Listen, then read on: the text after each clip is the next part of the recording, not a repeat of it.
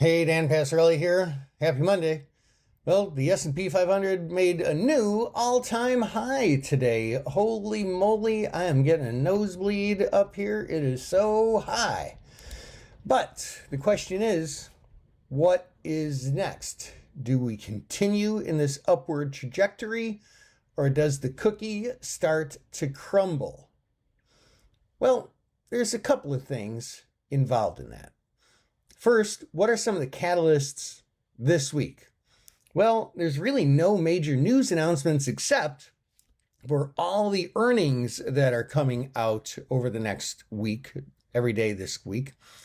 We're getting into the thick of earnings season. This is really starting to pick up, but that's the only news scheduled. We don't have any of those government reports being released this week that we all count on for that precious volatility.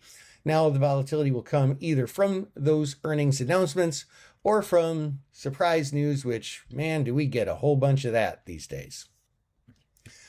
From a technical standpoint, we see that today we close pretty much entirely flat. This is about the dojiest doji I have seen in a long time. Geez Louise. It tried to push higher, but just couldn't make it.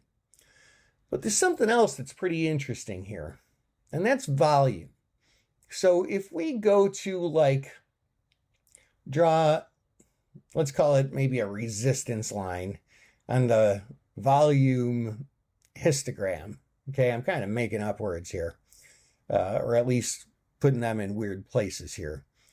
But the past couple of days where we made new highs, well, the volume has been lower than it's been since the end of April. Well, beginning of May, midway through May. And the midway through May is when we had slightly higher volume and grinding higher. Now, when a stock is trending directionally and volume is higher than average, that represents a lot of conviction. That represents buyers buying more. A greater volume of buy orders taking out those sell orders.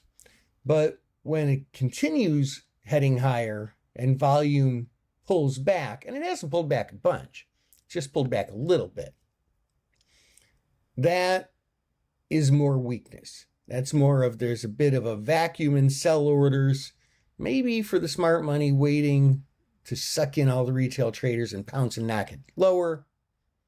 Or maybe because it's just slightly lower volatility, maybe it's nothing, and maybe it does continue higher. But I did find that to be sort of interesting, that volatility is just a little bit lower than it was. RSI, nothing to worry about there, looking very strong from an RSI standpoint, not in overbought territory, but I find volatility to be pretty interesting.